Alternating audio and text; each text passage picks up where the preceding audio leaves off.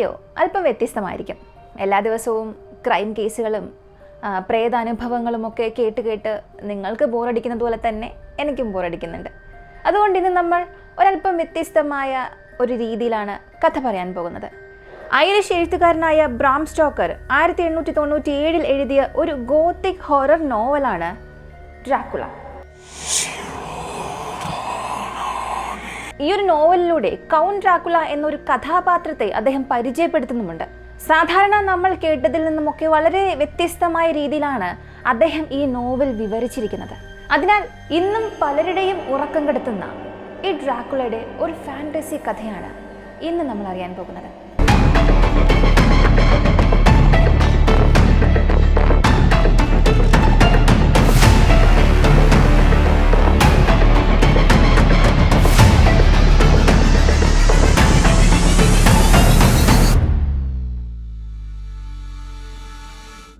പുറത്ത് നല്ല ചാറ്റൽ മഴ പെയ്യുമ്പോൾ നല്ല കഥകൾ കേൾക്കാൻ ഇഷ്ടമില്ലാത്തവർ ആരും ഉണ്ടാകില്ല. അതിൽ കുറച്ച് നിഗൂഢതകൾ ചേർന്നാലോ അത് നല്ലൊരു ത്രില്ലർ സിനിമ കാണുന്ന ഫീല് തന്നെ ഉണ്ടാക്കും. അങ്ങനെയുള്ള നിഗൂഢ ലോകത്തിലേക്ക് നമുക്ക് പോകാം. Jonathan hacker പെൻസിൽവേനിയയിലേക്കുള്ള ട്രെയിനിലായിരുന്നു. പുറത്തെങ്ങും നല്ല ഇരുട്ടാണ്, മഴക്കാറുണ്ട്, നല്ല ഇടിയും. ഡ്രാക്കുളയുടെ കൊട്ടാരം എവിടെയെന്ന് ഒരു ഐഡിയയും ഇല്ല. ബ്രിട്ടീഷ് മ്യൂസിയത്തിൽ പോയി തിരഞ്ഞപ്പോഴും അവിടെ എവിടെയും ഡ്രാക്കുളയുടെ സ്ഥലത്തെക്കുറിച്ചുള്ള യാതൊരു വിവരവുമില്ല. ആകെ അറിയാവുന്നത് അവിടെ ഇറങ്ങിയാൽ കൂട്ടാൻ ആൾക്കാർ വരും എന്നത് മാത്രമാണ്. ഗോൾഡൻ ക്രൗൺ ഹോട്ടലിൽ താമസിച്ചപ്പോൾ അവിടെ ഉണ്ടായിരുന്ന എല്ലാവരും പറഞ്ഞിരുന്നു ഡ്രാക്കുളയുടെ കൊട്ടാരത്തിൽ പോകരുത് എന്ന്. അവിടെ എന്തൊക്കെയോ അപകടങ്ങൾ സംഭവിക്കും എന്ന്. എന്നിരുന്നാലും തൻ്റെ കാമുകിയുമായി കല്യാണം കഴിക്കണമെങ്കിൽ, അവരുടെ സ്റ്റാറ്റസ് ലെവൽ എത്തണമെങ്കിൽ തനിക്ക് തൻ്റെ ഈ ജോലി തീർത്ത് കൂടുതൽ ജോലികൾ കീഴടക്കണം. ഈ ഒരു ചിന്ത മാത്രമായിരുന്നു ആ സമയം ഹാർക്കറുണ്ടായിരുന്നത്. അങ്ങനെ എല്ലാ ആൾക്കാരുടെയും വാക്കുകളും നിരസിച്ച് ഡ്രാക്കുളയുടെ കൊട്ടാരത്തിലേക്ക് അവൻ യാത്ര തിരിച്ചു. ആ സമയത്ത് ഒരു വയസ്സായ വൃദ്ധ ഒരു കുരിശുമാല അണിയാൻ കൊടുത്തു. അങ്ങനെ സ്റ്റേഷൻ എത്തിയപ്പോഴേക്കും നല്ല ഇരുട്ടായിരുന്നു. അവിടെയുള്ള കുതിരവണ്ടിയിൽ പെൻസിൽവേനിയ ലക്ഷ്യമിട്ട് യാത്ര ചെയ്യാൻ തുടങ്ങി. വണ്ടിയുള്ളവരൊക്കെ ഇയാൾ ഡ്രാക്കുളയുടെ അടുത്തേക്കാണ് പോകുന്നത് എന്ന് പറഞ്ഞപ്പോൾ തന്നെ ഞെട്ടിയിരുന്നു. ഭയാനകമായിട്ടുള്ള ഈ ഒരു രാത്രി, ചാറ്റൽ മഴയും പെയ്യുന്നുണ്ട്. ദൂരെ നിന്നും വെള്ളച്ചാട്ടത്തിന്റെ ശബ്ദവും കേൾക്കാം. ഈ കാട് താണ്ടിയുള്ള യാത്രയിൽ എന്തൊക്കെയോ ശബ്ദങ്ങളും കേൾക്കുന്നുണ്ട്. പക്ഷേ പുറത്തെ ഇരുട്ട് കാരണം ഒന്നും കാണാൻ സാധിക്കുന്നില്ല. അങ്ങനെ കുറെ സഞ്ചരിച്ചപ്പോൾ അവരെ ഓവർടേക്ക് ചെയ്ത് മറ്റൊരു കുതിരവണ്ടി അവിടെ എത്തി. വണ്ടിക്കാരൻ മറ്റൊരു വണ്ടിയിലേക്ക് കൈപിടിച്ചു കയറ്റി. ആ വണ്ടിക്കാരന്റെ മുഖം എന്തൊക്കെയോ വെച്ച് മൂടിയിരുന്നു. അതുകൊണ്ട് കാണാനും സാധിച്ചില്ല. അങ്ങനെ ഒരുപാട് യാത്രകൾക്കൊടുവിൽ ഡ്രാക്കുളയുടെ കൊട്ടാരത്തിന് മുൻപിൽ ഇറക്കി. വണ്ടിക്കാരൻ പെട്ടെന്ന് തന്നെ എങ്ങോട്ടോ പോയി മറഞ്ഞു. ഇയാൾ പെട്ടിയും എടുത്ത് ആ കൊട്ടാരത്തിന്റെ വാതിൽ തട്ടി. ആരും വാതിൽ തുറന്നില്ല. വാതിൽ പതിയെ തള്ളി നോക്കിയപ്പോൾ അത് തുറന്നു. അകത്തുനിന്നും കുറേയേറെ വവ്വാലുകൾ പുറത്തേക്ക് പറന്നുപോയി. അകത്തുണ്ടായിരുന്ന ഡ്രാക്കുള അയാളെ സ്വാഗതം ചെയ്തു. ഉയരം കൂടിയ ഒരു വയസ്സായ ആളായിരുന്നു ഡ്രാക്കുള. നീണ്ട മൂക്കും ക്രൂരമായ കണ്ണുകളെല്ലാം കൊണ്ട് പേടിപ്പെടുത്തുന്ന ഒരു മുഖഭാവം. പക്ഷെ അയാളുടെ സ്നേഹമുള്ള സ്വീകരണം കാരണം ജോനാഥന്റെ പേടിയൊക്കെ മാറിയിരുന്നു. ഭക്ഷണം ടേബിളിൽ റെഡിയാക്കി വെച്ചിരുന്നു അയാൾ. ജോനാഥൻ ഫുഡ് കഴിക്കാൻ തുടങ്ങിയപ്പോൾ ഡ്രാക്കുള രാത്രി ഞാൻ ഫുഡ് കഴിക്കാറില്ല എന്നും പറഞ്ഞ് ഒഴിഞ്ഞു മാറി. തന്റെ മുതലാളിയായ ഹോക്കിംഗ് കൊടുത്തയച്ച ഒരു ഡോക്യുമെന്റുകൾ ഡ്രാക്കുളയ്ക്ക് കൈമാറി. ലണ്ടനിലുള്ള എസ്റ്റേറ്റ് ഡ്രാക്കുളയ്ക്ക് വിൽക്കാൻ വേണ്ടിയായിരുന്നു ഈ ഡോക്യുമെന്റ്സുമായി ജോനത്തൻ അവിടെ എത്തിയത്. ആ ജോലി തീർത്ത് തിരിച്ചു വീട്ടിൽ പോയിട്ട് കല്യാണം കഴിക്കണം എന്നും കാമുകിയോട് അയാൾ പ്രോമിസ് ചെയ്തിരുന്നു. അങ്ങനെ നേരം പുലരുവോളം അവരവിടെ ഇരുന്ന് സംസാരിച്ചു. ജോനാഥൻ ഉറങ്ങാനും പോയി. ഉച്ചകഴിഞ്ഞ് എഴുന്നേറ്റപ്പോൾ ഡ്രാക്കുളയെ കാണാനില്ല. പക്ഷേ തനിക്ക് വേണ്ട ഫുഡൊക്കെ ടേബിളിലും വച്ചിട്ടുണ്ട്. അത്യാവശ്യത്തിന് പുറത്തു പോകും എന്ന ഒരു കത്തും ഡ്രാക്കുള എഴുതി വെച്ചിരുന്നു. ഭക്ഷണം കഴിച്ച് മറ്റു മുറികളൊക്കെ അയാളൊന്ന് തുറന്നു നോക്കാൻ തുടങ്ങി. ഒരുപാട് പഴക്കമുള്ള ആ വലിയ കൊട്ടാരത്തിൽ ആരെയും കണ്ടില്ല. വളരെ പഴക്കമുള്ള കുറെ പുരാവസ്തുക്കൾ മാത്രമായിരുന്നു അവിടെ ഉണ്ടായിരുന്നത്. രാത്രിയായപ്പോൾ ഒന്ന് ഷേവ് ചെയ്യണമെന്ന് കരുതി ജോനത്താൻ ഷേവിംഗ് സെറ്റ് എടുത്ത് മെല്ലെ ഷേവ് ചെയ്തുകൊണ്ടിരിക്കുമ്പോൾ പുറകെ നിന്നും 2 കൈകൾ തന്നെ പിടിക്കാൻ വരുന്നതായി അയാൾക്ക് തോന്നി. പെട്ടെന്ന് തിരിഞ്ഞു നോക്കി. ഡ്രാക്കുള തന്റെ പുറകിൽ നിൽക്കുന്നു. അപ്പോഴേക്കും ഷേവിംഗ് സെറ്റ് കൊണ്ട് തൻ്റെ താടി മുറിഞ്ഞിരുന്നു. ആ മുറിവിൽ നിന്നും ഉറ്റുന്ന ചോര കണ്ടപ്പോൾ ഡ്രാക്കുളയുടെ കണ്ണുകൾ ചുവന്നു തുടുത്തു. എന്തോ ഒരു അത്യാസക്തി കാണാൻ കഴിഞ്ഞു അയാളുടെ കണ്ണിൽ.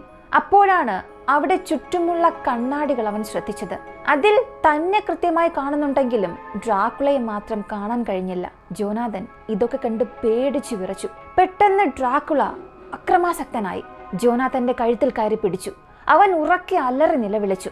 അലറൽ കേട്ടതുകൊണ്ടാണോ അതോ കഴുത്തിൽ കണ്ട ആ കുരിശുമാല കണ്ടാണോ എന്നറിയില്ല. ഡ്രാക്കുള പെട്ടെന്ന് ശാന്തനായി. അപ്പോഴേക്കും അവിടെയുള്ള കണ്ണാടികളെല്ലാം പൊട്ടിച്ചിതറിയിരുന്നു. പതിവ് പോലെ ഡൈനിങ് ഹാളിലേക്ക് എത്തിയപ്പോൾ ഭക്ഷണമൊക്കെ റെഡിയാക്കി കിടക്കുന്നു.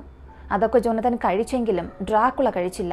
അയാൾ ഇതുവരെ കഴിക്കുന്നത് പോലും ജോനത്തൻ കണ്ടിട്ടേയില്ല. അപ്പോൾ ഡ്രാക്കുള വന്ന് ജോനത്തനോട് പറഞ്ഞു, തന്റെ ഇംഗ്ലീഷ് മോശമാണ്, പഠിപ്പിക്കാൻ 1 മാസം ഇവിടെ നിൽക്കണം. ഇതെല്ലാം വിശദീകരിച്ച് ഒരു കത്ത് കുടുംബത്തിലേക്ക് അയച്ചാൽ മതി. ആ കത്ത് എൻ്റെ കയ്യിൽ തന്നാൽ മതിയെന്നും ഡ്രാക്കുള പറഞ്ഞു.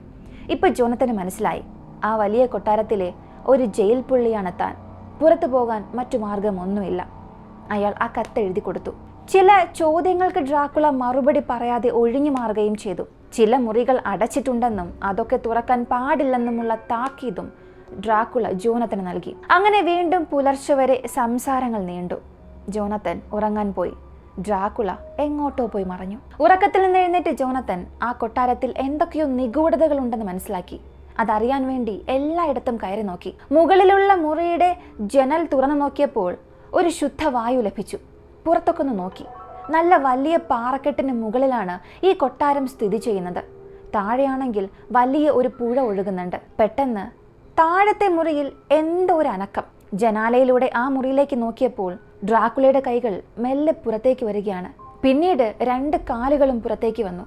ഒരു പല്ലിയെപ്പോലെ ഡ്രാക്കുള ചുമരിൽ പിടിച്ച് താഴേക്ക് ഇറങ്ങിപ്പോയി. ഡ്രാക്കുള പുറത്തുപോയി തക്കം നോക്കി. ഒരു വിളക്കെടുത്ത് മറ്റു മുറികൾ തുറക്കാൻ ജോനത്തൻ ട്രൈ ചെയ്തു. പക്ഷെ എല്ലാം അടച്ചിരുന്നു. അതിൽ താഴെയുള്ള ഒരു ചെറിയ മുറി മാത്രം തുറക്കാൻ പറ്റി. അതിന്റെ അകത്ത് കയറി അവിടെ ഉണ്ടായിരുന്ന ടേബിളിൽ ഒന്ന് കിടന്നു. പെട്ടെന്ന് 3 സുന്ദരികൾ ആ മുറിയിലേക്ക് കടന്നു വന്നു. അവർ ചിരിക്കുന്നുണ്ട്. മറ്റേതോ പേടിപ്പിക്കുന്ന ശബ്ദം ഉണ്ടാക്കുന്നുണ്ട്. അവരുടെ നിഴൽ എവിടെയും കാണാനും പറ്റുന്നില്ല. കാലുകൾ നിലത്തുറയ്ക്കുന്നില്ല. അവർ മെല്ലെ വന്ന് ജോനത്തന്റെ കഴുത്തിൽ നിന്നും ചോര കുടിക്കുന്നത് പോലെ തോന്നി. അയാൾ പേടിച്ചു വിറച്ചു. രക്ഷപ്പെടാൻ പറ്റാത്ത വിധം അയാളുടെ കൈയും കാലും തളർന്നിരുന്നു. ആ മുറിയിൽ മൊത്തം ചോരയുടെ മണമായിരുന്നു. അയാളും പേടിച്ച് അങ്ങനെ വിറച്ചു നിന്നപ്പോൾ പെട്ടെന്ന് അവരെ തട്ടി നീക്കി ഡ്രാക്കുള അവിടേക്കെത്തി. ജോനത്തൻ എനിക്കുള്ളതാണ്. എൻ്റെ ആവശ്യം കഴിഞ്ഞ് നിങ്ങൾക്ക് തരാം, ആ 3 സുന്ദരികളോടുമായി ഡ്രാക്കുള പറഞ്ഞു. ഇതൊക്കെ ശരിക്കും നടക്കുന്നതാണോ അതോ സ്വപ്നമാണോ എന്ന് പോലും അറിയാതെ ജോനത്തൻ ബോധം കെട്ടുവീണു. ഉറങ്ങി എഴുന്നേൽക്കുമ്പോൾ ജോനത്തൻ തൻ്റെ മുറിയിലായിരുന്നു. ഒരുപക്ഷെ ഡ്രാക്കുള തന്നെ ഇവിടെ കിടത്തിയതായിരിക്കാം. തലേ ദിവസം സംഭവിച്ചതൊക്കെ അയാൾക്ക് ഒരു ദുസ്വപ്നം പോലെ തോന്നി. ആ സമയം 2 കുതിരവണ്ടികൾ വരുന്നതിന്റെ ശബ്ദം ജോനത്തൻ കേട്ടു. അത് തനിക്ക് രക്ഷപ്പെടാനുള്ള ഒരു വഴിയാണെന്ന് അയാൾക്ക് തോന്നി. അയാൾ സന്തോഷത്തോടെ ഓടിച്ചെന്ന് വാതിൽ തുറക്കാൻ നോക്കി. പക്ഷേ വാതിൽ പുറത്തുനിന്നും പൂട്ടിയിരുന്നു. അയാൾ ജനലിന് സമീപം പോയി താഴെയുള്ള വണ്ടിക്കാരോട് രക്ഷിക്കണേന്ന് അലറി വിളിച്ചു. പക്ഷെ അവർ അതൊന്നും കാര്യമാക്കാതെ കുതിര വണ്ടിയിൽ നിന്നും വലിയ പെട്ടികൾ താഴെ വെച്ച് അവിടെ നിന്നും എങ്ങോ പോയി മറഞ്ഞു. ആ കോട്ടയിൽ എന്തൊക്കെയോ രഹസ്യങ്ങൾ സംഭവിക്കുന്നുവെന്നും അതൊക്കെ അറിയണമെന്നും ഇപ്പൊ ജോനത്തന് ആകാംക്ഷയുണ്ടായിരുന്നു. പലപ്പോഴായി അവിടെ നിന്നും നിലം വെട്ടുകയും കുഴിക്കുന്നത് പോലുള്ള ശബ്ദങ്ങളൊക്കെ അയാൾക്ക് കേൾക്കാമായിരുന്നു. അങ്ങനെ സമയവും മെല്ലെ കടന്നുപോയി. നല്ല നിലാവുള്ള രാത്രി. ജോനത്തൻ എഴുന്നേറ്റ് അല്പം നടക്കണമെന്നൊക്കെ ഉണ്ടായിരുന്നു. പക്ഷെ അയാളുടെ ശരീരം അതിന് അനുവദിക്കുന്നുണ്ടായിരുന്നില്ല. കൊട്ടാരത്തിലെത്തി ഈ ദിവസങ്ങൾ കഴിയുന്തോറും തൻ്റെ യൗവനം നഷ്ടപ്പെട്ട് വയസ്സാകുന്നത് പോലെ അയാൾക്ക് തോന്നി തുടങ്ങി. പക്ഷേ അതിന് നേർ വിപരീതമാണ് ഡ്രാക്കുളയുടേത്. അയാൾ ദിവസം പോകുന്തോറും കൂടുതൽ ആരോഗ്യമുള്ളവനായും യുവത്വമുള്ളവനായും കാണപ്പെട്ടു. ഒരു ദിവസം ജോനത്തൻ ഡ്രാക്കുളയുടെ കൊട്ടാരത്തിൽ നിന്നും ഒരു കുട്ടിയുടെയും സ്ത്രീയുടെയും നിലവിളി കേട്ടു. ആ സ്ത്രീ ഉച്ചത്തിൽ പറയുന്നുണ്ടായിരുന്നു, എൻ്റെ കുഞ്ഞിനെ തരൂ എന്ന്. ആ സമയത്ത് കുറെ ചെന്നായ്ക്കൂട്ടങ്ങൾ അവിടെ പാഞ്ഞെത്തുകയും ചെയ്തു. പിന്നീട് ആ കുഞ്ഞിൻ്റെയും സ്ത്രീയുടെയും ശബ്ദങ്ങൾ ഇല്ലാതായി. കൊട്ടാരത്തിലെങ്ങും നിശബ്ദത മാത്രമായി. അങ്ങനെ കൊട്ടാരത്തിലെ രഹസ്യങ്ങൾ അറിയാൻ വേണ്ടി ജോനത്തൻ തീരുമാനിച്ചു. വാതിൽ പുറത്തുനിന്ന് പൂട്ടിയെങ്കിലും ആ ജനാലയിലൂടെ തന്നാലാവും വിധം കൂർത്ത പാറക്കെട്ടുകളൊക്കെ പിടിച്ച് അയാൾ താഴേക്കിറങ്ങി. അവിടെ എല്ലാം അന്വേഷിക്കാനും തുടങ്ങി. അങ്ങനെ ഒരു മുറിയിലെത്തി. അവിടെ പഴയ കുറെ ആഭരണങ്ങൾ ഉണ്ടായിരുന്നു. പക്ഷെ അതെല്ലാം പൊടി പിടിച്ചു കിടക്കുകയാണ്. അങ്ങനെ കൊട്ടാരത്തിൽ പല ഭാഗങ്ങളിലും തിരഞ്ഞു നോക്കി. പ്രത്യേകിച്ചൊന്നും കാണാൻ കഴിഞ്ഞില്ല. പിന്നീട് ഒരു വാതിൽ തുറന്നപ്പോഴേക്കും ഇരുട്ടുള്ള ഒരു ഗുഹ പോലെയാണ് തോന്നിയത്. അയാൾ അതിന്റെ അകത്തേക്ക് നടന്നു. ഒരു ശ്മശാനത്തിലെത്തിയ ഫീലായിരുന്നു തോന്നിയത്. അവിടെ മുൻപ് കുതിരവണ്ടിക്കാർ കൊണ്ടുവന്ന പെട്ടികളൊക്കെ അടുക്കി വച്ചതായും കാണപ്പെട്ടു. ജോനത്തൻ അധിക സമയം പാഴാക്കാതെ എല്ലാ പെട്ടികളും തുറന്നു നോക്കാൻ തുടങ്ങി. ചില പെട്ടികളിൽ ഒന്നും ഉണ്ടായിരുന്നില്ല. അങ്ങനെ ഒരുപാട് പെട്ടികൾ തുറന്നതിനു ശേഷം അയാൾ ഞെട്ടിത്തെറിച്ചു. കാരണം അതിൽ ഒരു പെട്ടിയിൽ ഡ്രാക്കുള ഉണ്ടായിരുന്നു, നീണ്ടു നിവർന്നു കിടക്കുന്നു. ഡ്രാക്കുള നിശ്വസിക്കുന്നുമില്ല, ഹൃദയം ഇടിക്കുന്നുമില്ല, ചുണ്ടുകളാകട്ടെ ചുവന്നിരിക്കുകയാണ്. ജീവന്റെ ലക്ഷണം ഉണ്ടോ എന്നറിയാനായി ഡ്രാക്കുളയുടെ അടുത്തേക്ക് അയാൾ കുനിഞ്ഞു നിന്നു. അപ്പോഴേക്കും ഡ്രാക്കുള പെട്ടെന്ന് കണ്ണു തുറന്നതുപോലെ ജോനത്തന് തോന്നി. അയാൾ പേടിച്ചു വിരണ്ട് തിരിച്ചോടി. ഏതോ ഒരു മുറിയിലെത്തിയപ്പോൾ ബോധം കെട്ടു വീണു. അന്ന് രാത്രിയാകുമ്പോൾ ഡ്രാക്കുള വീണ്ടും അയാളെ കാണാനെത്തി. ഡ്രാക്കുള ജോനത്തനോട് പറഞ്ഞു, നിങ്ങൾക്ക് ഇംഗ്ലണ്ടിലേക്ക് മടങ്ങിപ്പോകാൻ സമയമായി. നാം തമ്മിൽ ഇനി ഒരിക്കലും കണ്ടുമുട്ടിയെന്ന് വരില്ല. രാവിലെ ആകുമ്പോൾ വണ്ടി എത്തും, അതിൽ പോകാം. ഇങ്ങനെ പറഞ്ഞ് ഡ്രാക്കുള തിരിഞ്ഞു നടന്നു. അപ്പോഴേക്കും വാതിൽക്കൽ മുൻപ് കണ്ട 3 സ്ത്രീകൾ അയാളെ നോക്കി ചിരിക്കുന്നുണ്ടായിരുന്നു. പിറ്റേന്ന് രാവിലെ അയാൾ സന്തോഷത്തോടെ എഴുന്നേറ്റു. ഒരു പക്ഷേ ഈ നശിച്ച കൊട്ടാരത്തിൽ നിന്നും രക്ഷപ്പെടേണ്ട ദിവസമാണെന്നും കരുതി ആവേശത്തോടെ അയാൾ ഹാളിലേക്ക് നടന്നു.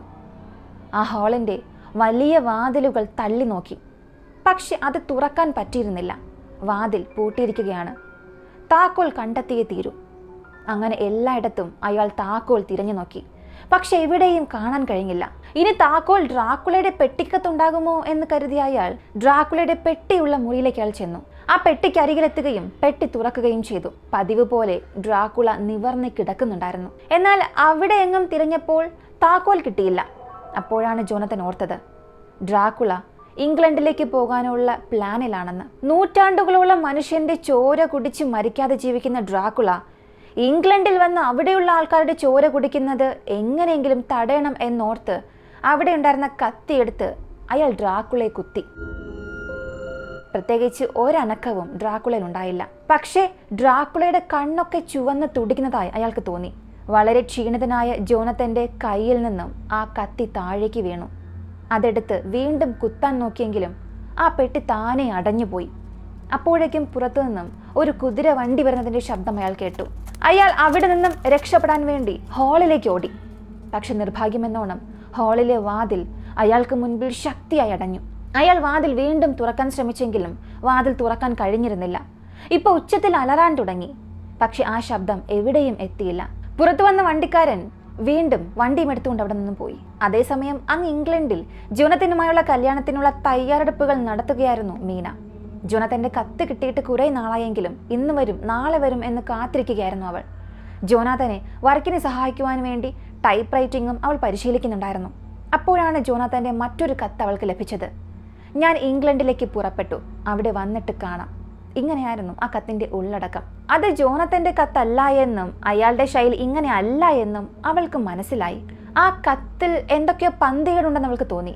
അവൾ ആകെ അസ്വസ്ഥയായി. അങ്ങനെ ഇരിക്കെ ഒരു ദിവസം മീന പുറത്ത് ഷോപ്പിങ്ങിന് പോയി. അപ്പോൾ അവളുടെ തൊട്ടടുത്ത് നിന്നും ഒരു വയസ്സായ ആൾ മീനയോട് പറഞ്ഞു, എനിക്ക് വയസ്സായി, ഞാൻ ഇന്നയോ നാളെയോ മരിക്കാം. പക്ഷെ തൊട്ടടുത്ത കടൽക്കാറ്റിൽ നിന്നും മരണത്തിന്റെ ഗന്ധം വരുന്നുണ്ട്. ഉടനെ തന്നെ ഒരുപാട് മരണങ്ങൾ ഇവിടെ സംഭവിക്കാൻ സാധ്യതയുണ്ട്. ഇങ്ങനെ പിച്ചും പേയും പറഞ്ഞ് അയാൾ അങ്ങ് നടന്നകന്നു. അതേസമയം അങ്ങ് ദൂരെ കടലിൽ ഒരു കപ്പൽ കാണാം. ആ കപ്പലിന് ചുറ്റും കാറ്റ് വീശുന്നുണ്ട്. ഒരു പഴയ പായ്ക്കപ്പൽ.